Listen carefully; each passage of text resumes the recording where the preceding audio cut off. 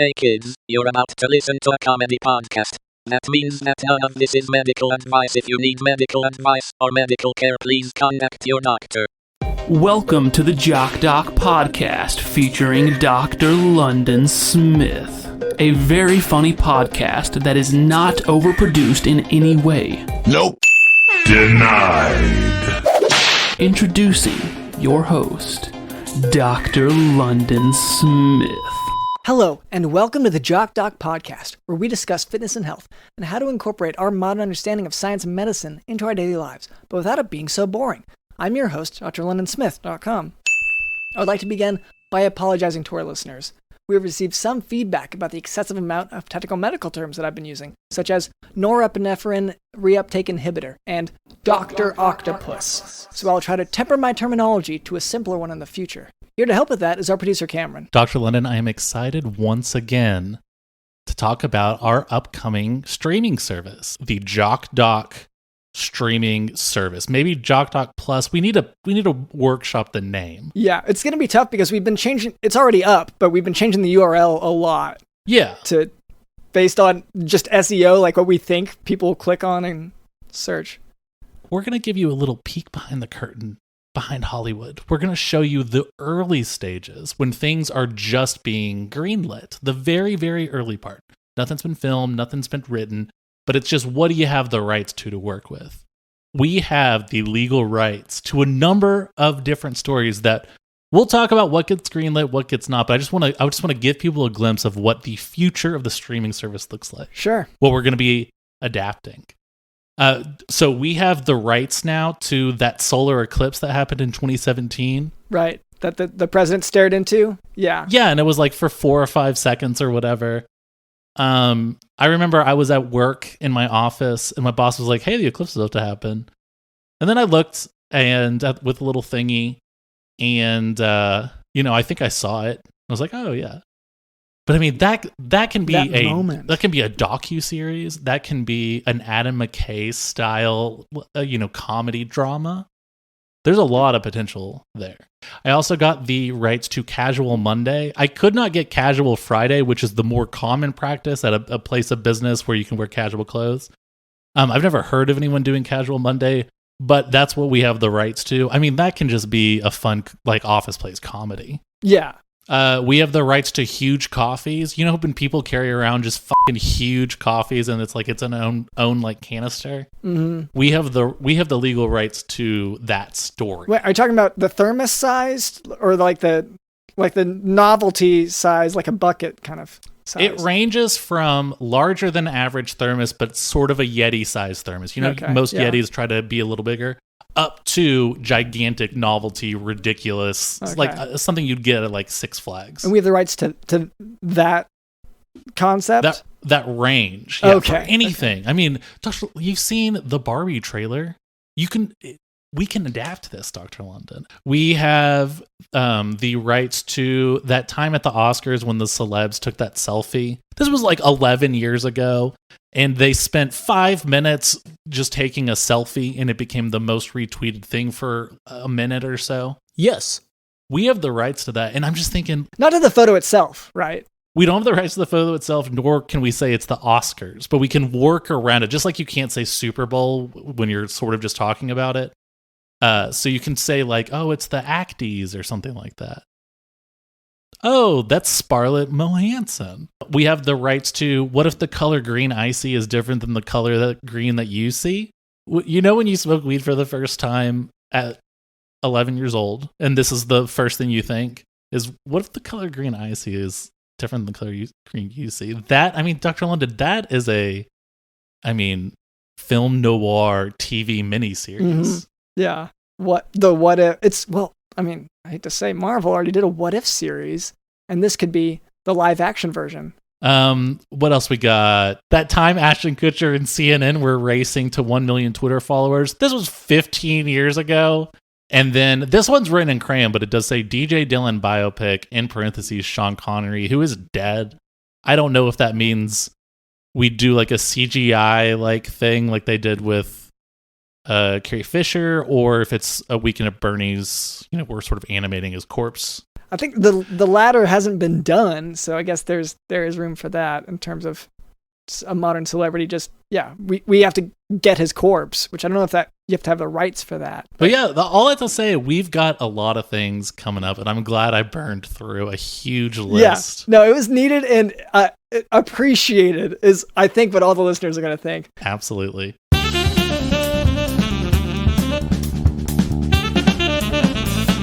All right, Cameron, we have exciting news. The Jock Doc podcast, our sponsor for today is the Caldera Lab. So say goodbye to the generic face wash in your counter because Caldera Lab is here to save the day when it comes to your skin.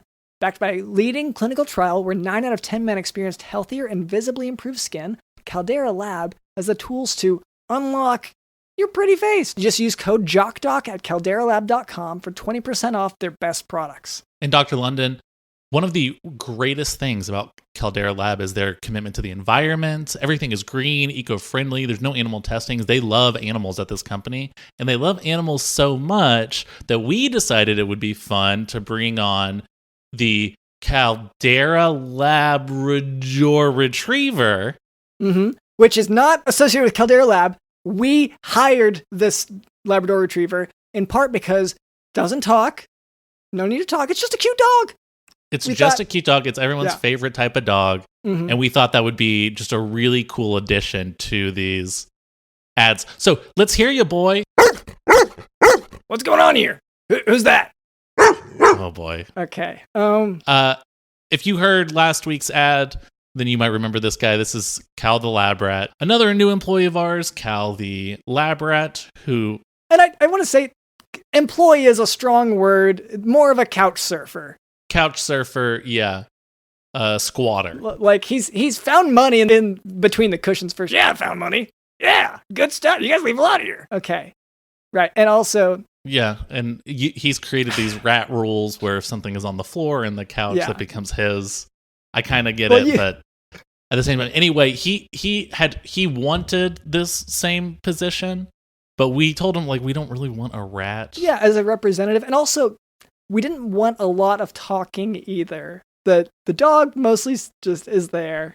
And that's it. Yeah, the dog is just have a cute Labrador Retriever, maybe show up every once in a while and bark. That's it. Just showing that this is a company that cares about the environment, cares about both humans and animals, and that's it. Yeah, that's it. Yeah, fine. And whereas Cal, you just kind of, you sent a different message. You bring an energy that is... I'm good at mazes. It turns people off. Yeah. Yeah, we know that you're good at mazes. That has nothing to do with any of this. This is why you're not right for the job. Yeah, people don't need to know you're good at mazes to, use good skin cream. So we're getting distracted here. Caldera Lab creates high-performance men's skincare products by combining pharmaceutical-grade science along with nature's purest and most potent ingredients. So they have things like the Regimen Bundle. It's really exciting. This one, I've been using it. It's a twice-a-day routine to transform your skin. Inside, you'll find the Clean Slate, the Base Layer, and the Good. So start out with the Clean Slate, which, once again, Cal... No one thinks clean when they think of rat. So this is right, especially that's a big issue. Yeah. So what? I'm clean. I'm well, you live inside of a couch. That's not clean. Yeah, especially after you've done your work in it. You've been tunneling in there. You've been pooping everywhere in there, and then you guard the poop as if we need to stay away because it's your property and just, or not even your property, your treasure. Well, so it's what's really more important here is you didn't get the job. We know what you're angry about. We gave it to the Labrador Retriever. It made more sense anyway. And people like it. People like dogs. I'm sorry. Yeah. It's just, people will say, lots of people will just stop in their day to pet a dog. No one does that with a rat. So the Clean Slate, like I said, it's a plant-based balancing cleanser that leaves all skin types really refreshed. You have the base layer, and this is a nutrient-rich, fortifying moisturizer. It hydrates your skin, absorbs fast, leaves you with a matte finish, so you can start your day confidently. And then there's the Good, which is my favorite, and it's just this serum. It's a clinically proven multifunctional serum that helps your skin look tighter and smoother, as well as to help reduce visibility of wrinkles and fine lines. I've noticed results pretty, I put it on one night. The next day, I noticed the difference. I had all this dry skin, gone. Skin flakes, gone. It was great. And once again, Cal, the amount of skin, I wouldn't even just call them flakes. Just, it's almost like a snake skin, how much you're shedding. Well, it's summer. Yeah, for a small mammal, I don't think you should be shedding skin as much as you do. Well, summer. This is what we do in the summer. You shed skin. I wish I knew enough about rats to really verify that, but I really don't. Okay, well, anyway, if you want to take your skincare to the next level, everyone kind of tends to worry about wrinkles and signs of aging, especially at our age. Not that we're that old, but we're old enough to start noticing it. You can look no further than the Icon. It's a rejuvenating eye serum that's here to address the 3 most common skin concerns around the eye: fine lines, dark wrinkles, and puffiness. So, I'd say also, just to reiterate, Caldera Lab is committed to go like a pure route. It's transparency, sustainability, excellence, like a great dog, and just a pretty quiet dog as well. That's important here. And anyway, so they do right by the customers and the planet we live in. So Caldera Lab is a certified B Corporation as well as a member of the 1% for the planet. It's through uncompromising craftsmanship, exceptional ingredients, and rigorous transparency. Caldera Lab is used to upgrade your skin and confidence. So get 20% off with our code JOCKDOC at calderalab.com. That's 20% off at calderalab.com by using code JOCKDOC. Unlock your youthful glow and be ready for summer with Caldera Lab. And that doesn't mean shed. It doesn't. And Cal, when they say a certified B Corporation, they're not talking about the bug B. Yeah. Because I know you were about to say, well, if they can put bugs on there, then what's the issue with using me? Yeah. This isn't the job for you, buddy. You need to move on. They are, all the roles are filled as far as I'm aware.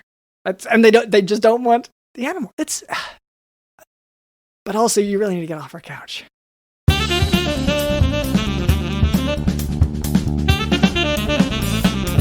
Anyway, so that was our producer Cameron. Also with us is Did You Know in the House?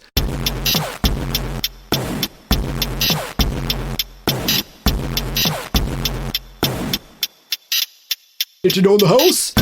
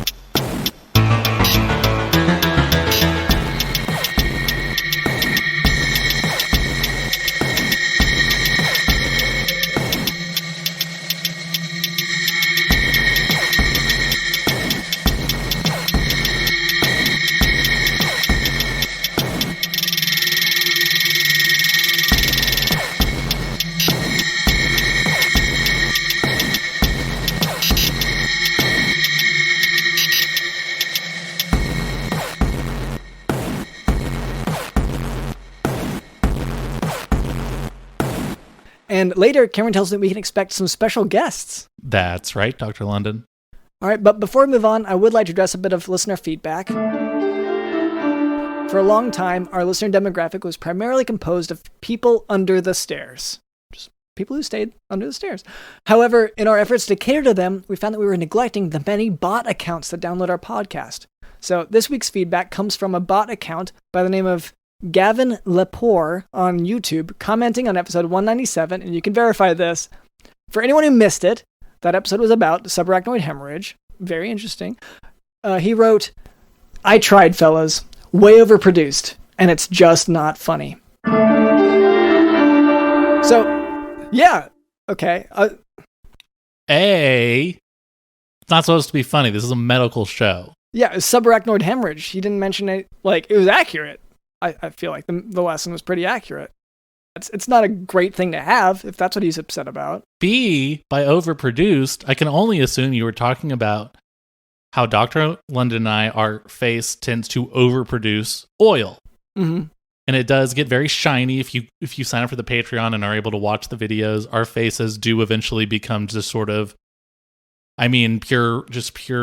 You can't see it. It's the camera's energy. just reflecting off of. It's pure energy. Yeah. Just from the oil and sweat that's sort of developing on our foreheads. Yeah. But it's like, it's the good kind of oil and sweat. Like, we do pay for that, which comes from the generosity of our patrons. So anyway, thank you to that listener. That is the constructive feedback we're looking for. If anyone else is tempted to comment on anything, go for it and look to that for an example.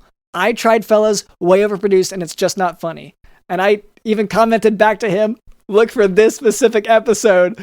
We're going to comment on it because this is what helps us to improve. So anyway, and thank you for listening. Now for today's medical topic, postherpetic neuralgia. Postherpetic neuralgia, more commonly known as shingles, is a term for the nerve pain that comes from the reactivation of a herpes zoster infection, which itself is more commonly known as chickenpox. So you get chickenpox when you're younger, and then later on, it lays dormant, latent, and then it comes back as shingles. Yeah, this is baby stuff. I'm not a baby, though. Well, but shingles is for not just grown-ups, but old, wise people. Yes. This pain syndrome of shingles or postherpetic neuralgia, it can occur before or after the appearance of vesicular lesions, and the typical distribution is along the distribution of nerves in the skin known as dermatomes on one side of the body. So it's one thing that gives away this clinical syndrome is it's on one side of the body. This rash will stay limited to one side usually. Treatment with antiherpetic medications such as acyclovir, famciclovir, and valganciclovir, they appear to reduce the incidence of postherpetic neuralgia. The pain is treated with tricyclic antidepressants, gabapentin, pregabalin, carbamazepine, or phenytoin until an effective therapy is found. Topical capsaicin or lidocaine can also be used as in a helpful way. The zoster vaccine. Well, and one thing we've learned is just sort of, when this happens when you're a baby, that you kind of it happens because you suck because you're a baby. Well, once you become sort of like, for lack of a better word, a big boy.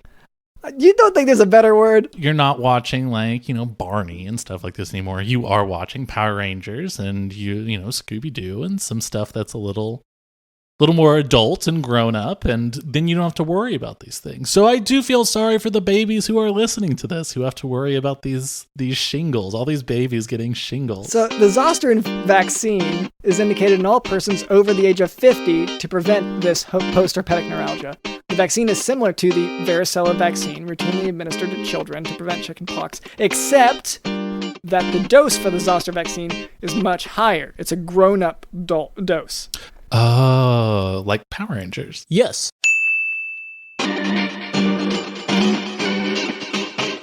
All right, Cameron, you said that we have some guests today. Is that right? That's right, Dr. London. We actually have 2 guests today. Wow, okay. Well, hello there. My name is drlondonsmith.com, and this is our producer, Cameron. What was your name? Hi. We are Mr. and Mrs. Beautiful. Wow. So, Mr. and Mrs. Beautiful, what brings you here today? We work as advertisers. We work in marketing and more specifically influencer-driven marketing. So what we do is we scout around online or in person for just beautiful, yummy people to help push products or services. So basically it's what you guys do, but instead of giving medical advice, we tell them that they're hot and that they should sell products that we help mediate. And we take a share of the profits. That's true. We're kind of like doctors, except instead of curing diseases or ailments, we look for beautiful people and make some money out of it. And try to make money out of it. Yeah. You're sort of like hot people scouts. Like someone like an NBA scout is like checking out the next generation. We sort of, we similarly, we go to high schools to look for. Oh, wow. But we're not attracted to them. I'm putting we're not no. Yeah, it's just to oh my god. No. Is an NBA scout attracted to their prospective talent? No. It's just to get them into a contract. Yes, they have to do 1 year at college first, but if they, you strike up a Nike shoe deal with it, that helps. Yeah. But the issue is because we're around so many beautiful people. We're around so many people. You would not believe. Okay. This is like you know how like when Paul died, went to heaven, and he saw the kingdom of God, and his eyes exploded. That's what may or may not happen to you if you just saw how many beautiful people we were around all the time. Yeah, so we are around so many beautiful people that we developed this illness called being ugly, or so we think we might be. Feeling ugly in comparison. Yeah, and we're just basically looking for a consultation to see if we can remove that part of the brain. Yeah, that thinks that we're ugly. So I don't do as many brain surgeries lately, like that are so specific, because part of the problem is sometimes I cut out other stuff, like you thinking, because it's you comparing yourself to others, right? So I don't want to cut out a part that, compares other things like apples and oranges, kind of, I'm worried about losing because we are comparing, right? I don't want to lose the part where I am unable to compare hot people to uggos, right? That's very important to our line of work. We need to delineate. That seems entirely the part that you're talking about, though. Well, no, they don't want to compare themselves to hot people. Unless, what are you implying, Dr. London? Well, I'm just saying, because if you're a person, which is an assumption I'm making here, then comparing hot people to ugly people, do you consider yourself middle ground? Or, because I don't want to label people as anything. If there's a comparison situation happening at all, then you're gonna be grouped in it. That's just how it works. Rate yourselves compared out of 10, out of 100, compared to the hot. No, let's make it out of 1,000. Let's go out of 1,000. Yeah. Out of 1,000,000. Sure. Okay. Yeah. No. That's a lot of numbers. DJ Dylan, can we handle 1,000,000? He's just eating a croissant. He keeps doing this. He hasn't answered our questions in a really long time. This is like the 4th episode in a row. He's just eating a croissant. Anyway, okay, yeah, out of 1,000, what are the hot people? Are they a perfect 1,000? We're good at our job, so yes. Yeah, okay. I don't like what you're implying here. Okay. Well, we all go 1,000,000 people a day. The thing is, only get 1,000. I don't see the super hot people, so I don't know, are there truly perfect people out there? Because in my mind, I'm thinking, well, everyone's got flaws. Maybe they're all under our stairs. That's why I don't see them. Yeah, our old listeners. Yeah. Okay. Okay, so that's where you consider the hottest ones. Yeah, but where do you consider yourselves in comparison? So we have a gauge. Let me answer that question. Thank you. With a parable. Thank you. This is yes, great. I was going to ask for this.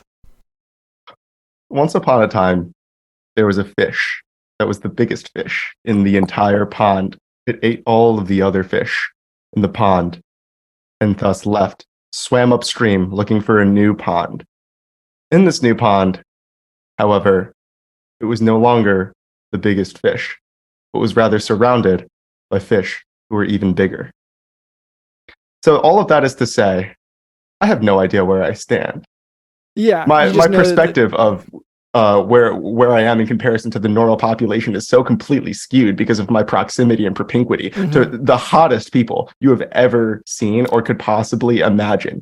That's true. And trying to force it into a numerical scale, I apologize. I haven't seen an Uggo in years. Okay, not one Uggo has crossed my line of sight, and I will endeavor to make sure it stays that way. Well, so this is what I wanted to say. Well, first off, with the surgical method, I do think it's going to end up being a cyclical thing where you get this invasive surgery, you suddenly have additional scars on your head. So then you see yourself slightly lower, and then you're like, oh, I'm just comparing myself to hot people or to normal people now, but then it's a little lower, and it just keeps kind of going in that pattern, chipping away your brain with more and more surgeries. You see what I mean? I see another thing happening, though.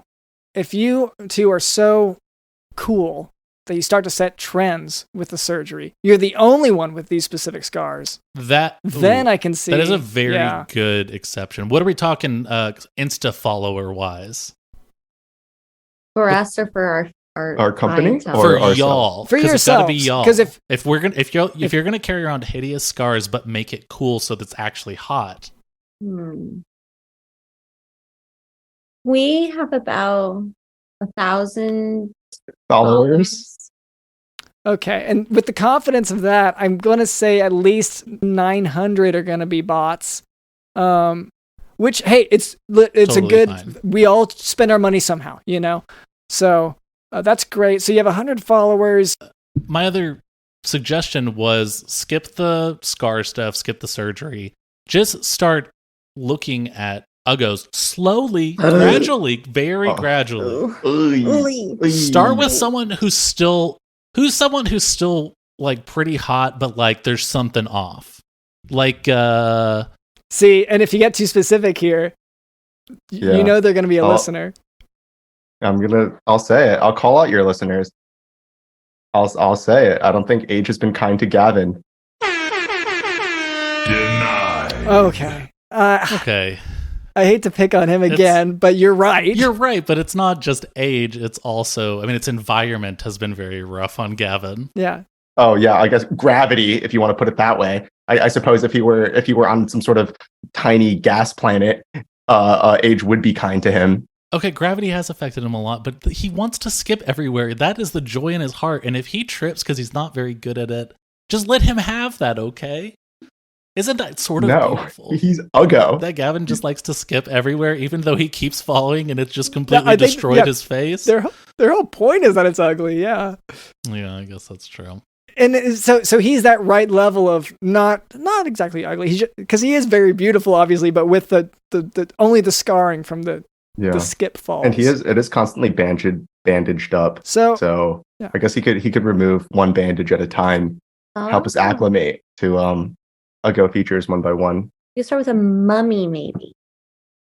Model back in her day. We start with a mummy, and we love. You're gonna start with a mummy? Wait, you're right. Yes. Okay. If you see the movie The Mummy with a certain Brendan Fraser, who's making his comeback, in that movie, the mummy starts out very unattractive, in my opinion. And then over the course of the movie, as he gets more of whatever it is that he's collecting, he starts to look like a more handsome person. I was going to say something like Adam Driver, who is conventionally attractive but has sort of unique looking features. But I do like jumping straight to like an entombed person. Yeah.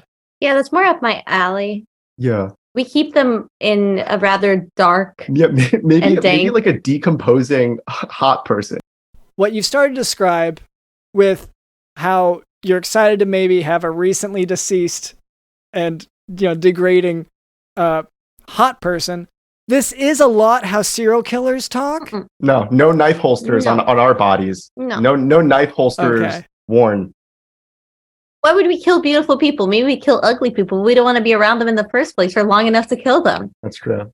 Be around them. If anything, they're killing us. Okay, I guess then let this be just some cautionary tale. I'm saying let's take caution with the idea of needing a recently deceased hot person, because at some point your desperation may grow to the point that you feel like you have to do it yourself. You're saying they already have access to hot people, so cut out the middleman. Just create your own decomposing hot person. Okay.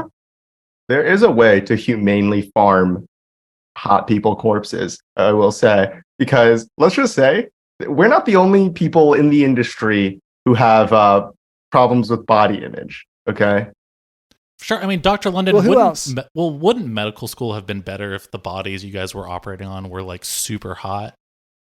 Oh, they all were. Yeah. Oh, okay. That was a prerequisite. Okay. Well, then, yeah, you already know there's an industry for this. Yeah, but we got dibs. Sorry. Oh, you take all of the doctors. You take most of the hot That's people. true. Underneath the stairs, I do always notice that our hot corpses keep disappearing. They keep disappearing. Once our hot people die off, we never find the corpses. We do never find the corpses. That is a little weird. Do you guys live near the doctor college? You live right next to NYU Doctor College. Yeah, doctor school. Yeah. No. Yeah. Okay. So, look. So my guy who goes to find the bodies. First of all, sweet guy. But Jeffrey does sometimes it's pressure at work. He's like, I'm like, you gotta get this. I always find nice little notes after the bodies are gone. Sweet. Yeah. He is a stand-up. Yeah. He's a sweet guy. He is a sweet guy. Yeah, he is, and he is a stand-up. That's right. He says I just did a set, and I don't know if it's to a room full of living people or dead. And it's weird to say it now because the way I thought whenever he told it to me was, are they even alive? He said the room was just dead. He kept repeating, "Oh, just dead." And he blamed it on cancel culture. Also, he's like, "It's got to be this cancel culture thing." And we were like, "I think it might be something else, but I'm not sure." Yeah, But my guess was not that, it's because he was performing to a room full of dead people before taking their bodies. Which, in hindsight, now I'm coming around to the idea that maybe Jeff could be sort of the middleman. How did you find out about this podcast? Jeff, I think. It was in one of the post-it notes. They said, I'm trying to help my friend out. Can we have more listeners and people to buy their new sponsored product? We have a lot of beautiful people, including men who want good skincare. Oh, yeah. Yeah. I think we've got, some pretty good solutions, right? We've got either A, have surgery and also make hideous scars the new fashion trend. B, look at The Mummy.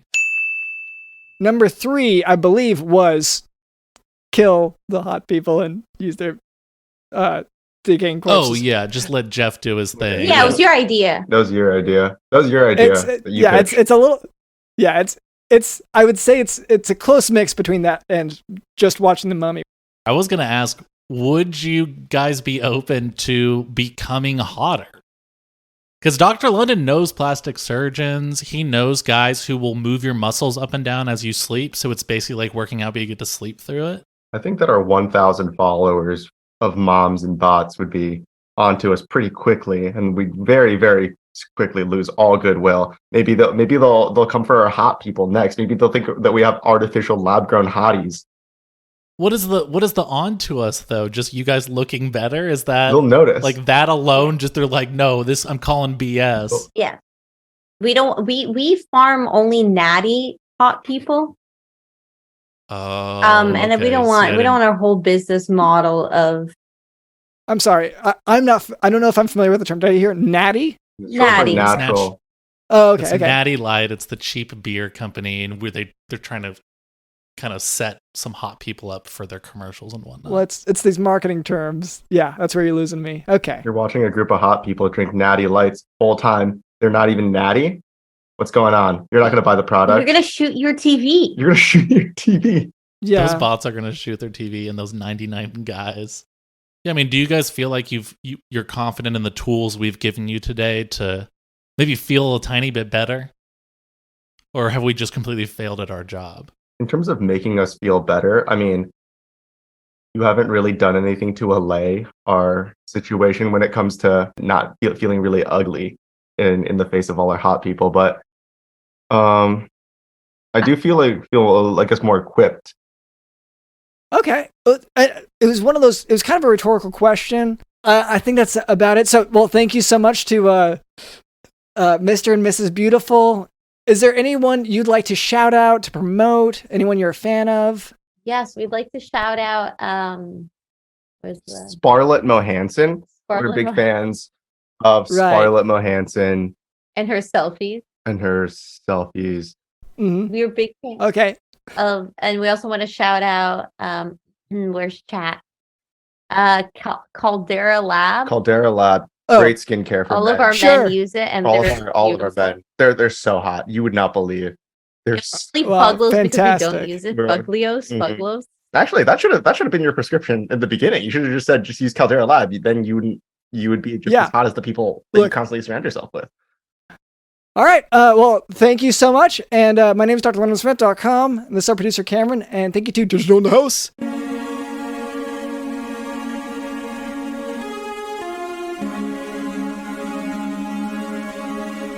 Let me answer that with a parable. Once upon a time, there was a fish that was the biggest fish in the entire pond. It ate all of the other fish in the pond, and thus left, swam upstream looking for a new pond. In this new pond, however, it was no longer the biggest fish, but was rather surrounded by fish who were even bigger. So all of that is to say, I have no idea where I stand. My perspective of where I am in comparison to the normal population is so completely skewed because of my proximity and propinquity to the hottest people you have ever seen or could possibly imagine. I haven't seen an Uggo in in years. Okay. Not one Uggo has crossed my line of sight, and I will endeavor to make sure it stays that way. I haven't seen an Uggo in years.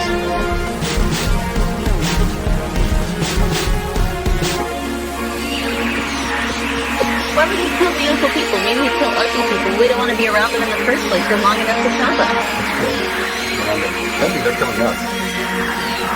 Why would you kill beautiful people? Maybe you kill ugly people. We don't want to be around them in the first place for long enough to kill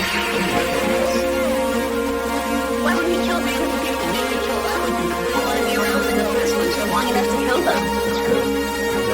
I think they're killing us.